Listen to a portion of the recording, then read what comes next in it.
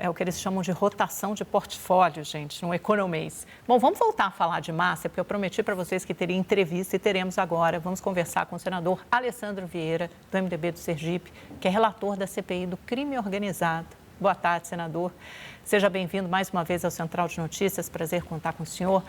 Senador, o senhor é relator da CPI do crime organizado, mas o senhor vem defendendo que a CPI do crime organizado abarque também toda essa barafunda, esse caso Master. Quero saber como isso pode ser feito, como isso vai ser feito, qual vai ser a justificativa, a argumentação para abordar, para abarcar esse caso Master, do que isso depende, se depende também da boa vontade dos outros senadores, dos outros integrantes do grupo, e o que vocês querem analisar de cara, né? O senhor tem falado em quebra de sigilos, como é que vocês podem avançar nas investigações sobre o Master? Boa tarde mais uma vez. Boa tarde.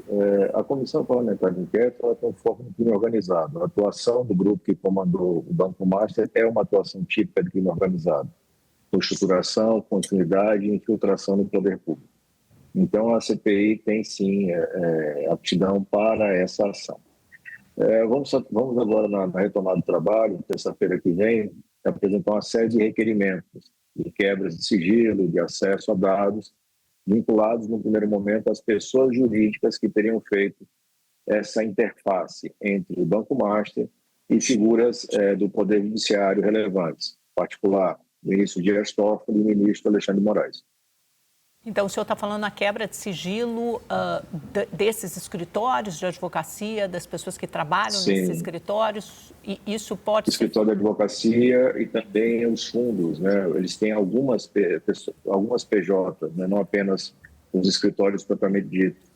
E é importante a gente entender, na primeira etapa, a confirmação da movimentação financeira, ou seja, efetivamente o Banco Master fez pagamento de valores elevados a familiares dos ministros Alexandre e Dias Toffoli, e, em seguida, identificar se houve contraprestação para essa movimentação, ou seja, teve alguma prestação de serviço que justificasse, teve uma transferência de patrimônio que justificasse essa proporção. As notícias dizem que não. Então, nós precisamos aprofundar isso. Vou convidar Marcela Matos e Eduardo Gaia para participarem dessa entrevista, começando pela Marcela, né, que, aliás, marcou essa conversa para a gente. Boa tarde, senador. Muito obrigada pela entrevista. Ainda na esteira dessa intenção de quebras de sigilo, a gente já viu que a CPMI do INSS quebrou o sigilo de Daniel Worcaro e o ministro Dias Toffoli retirou da CPMI essas informações, esse material, e deixou ali acautelado na presidência do Senado. O senhor não teme que isso volte a acontecer no âmbito de uma investigação específica sobre o Master? Não há um risco de gerar um novo capítulo aí de uma guerra jurídica, de uma crise institucional? Isso vai depender da atuação do ministro ou dos seus colegas. O fato é que nós precisamos investigar o que está acontecendo. Se o ministro Dias Toffoli continuar com a política de acobertamento, mais ainda, no final do dia, ele vai estar exposto, demonstrando a necessidade de avançar nas apurações. Ministro do Supremo não é fiscal de investigação, ministro do Supremo não é parceiro, sócio ou cúmplice de banqueiro, bandido, e a gente tem que colocar cada um no seu lugar. É um papel constitucional do Senado, e eu tenho certeza que a gente vai conseguir cumprir. O Eduardo Gaia também participa da entrevista e tem uma pergunta. Senador, muito obrigado pela entrevista, boa tarde. Sempre se diz da relação que Daniel Worcaro teria com vários integrantes do Congresso Nacional, e até saiu uma reportagem ontem de um encontro que ele teve com o presidente Lula no Palácio do Planalto, ainda que numa outra condição. Ele não era investigado. No entanto, é bastante inusual que o presidente da República receba fora da agenda um presidente de banco dentro do seu gabinete. De qualquer forma, o senhor não teme que essas relações políticas de Daniel Worcaro possam dificultar o trabalho da CPI do crime organizado nessa vertente do Master?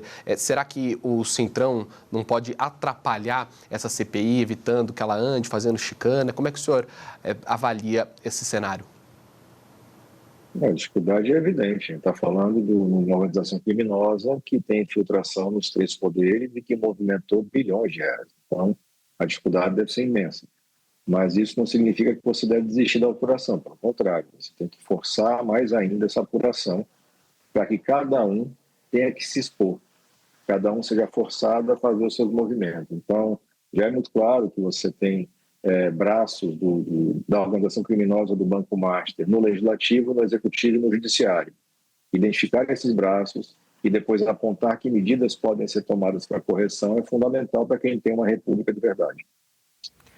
Senador, como é que o senhor avalia a situação do Supremo Tribunal Federal hoje, com a insistência em manter esse caso sob a relatoria do ministro Dias Toffoli, com a emissão de nota do Edson Fachin, a tentativa dele de avançar com o Código de Conduta, mas a admissão do próprio ministro do STF, que por enquanto não tem clima para fazer isso avançar? O Supremo enfrenta uma crise de credibilidade. Quais podem ser as consequências disso no futuro? O próprio ministro Edson Fachin disse ontem, numa entrevista ao Estado de São Paulo, que se eles não fizerem a reforma, adotarem um Código de Conduta, eles correm o risco de que outro poder externo faça isso por eles. O senhor concorda com isso? Como é que o senhor avalia essa situação?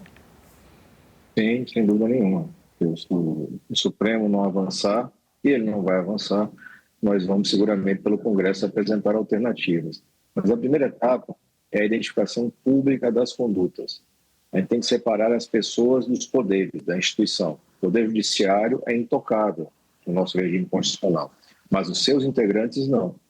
E você não pode ter numa república de verdade ninguém que esteja acima da lei. Então, essas pessoas que estão em cargos tão importantes e que aparentemente demonstram uma vinculação não republicana com criminosos, precisam ter sua conduta investigada, apurada e em seguida punida. A gente vai trabalhar bastante nisso. E quando o senhor fala de alternativas, que alternativas, por exemplo, isso pode resvalar para fortalecer uma ala do bolsonarismo que prega o impeachment de ministros do STF ou que desejam impor algum outro tipo de freio para a atuação do Supremo? Eu acredito que você tem que ter não freios à atuação, mas os limites constitucionais da atuação. Em nenhum lugar da Constituição, da Lei Orgânica da Magistratura, você tem autorização para isso que a gente está vendo. Não existe. Então, eles têm uma conduta, aparentemente, absolutamente fora dos limites legais e se sentem intocáveis por conta da histórica inércia do Senado, a histórica inércia da Procuradoria-Geral da República. Quem está tentando agora é reverter esse ciclo. A gente quer mostrar que, sim, o Senado tem condições de fazer esse enfrentamento dentro sempre dos limites constitucionais. Se a gente identificar condutas que resvalam no cometimento de crime, o impeachment é uma consequência natural. Marcela tem a próxima pergunta para o senhor.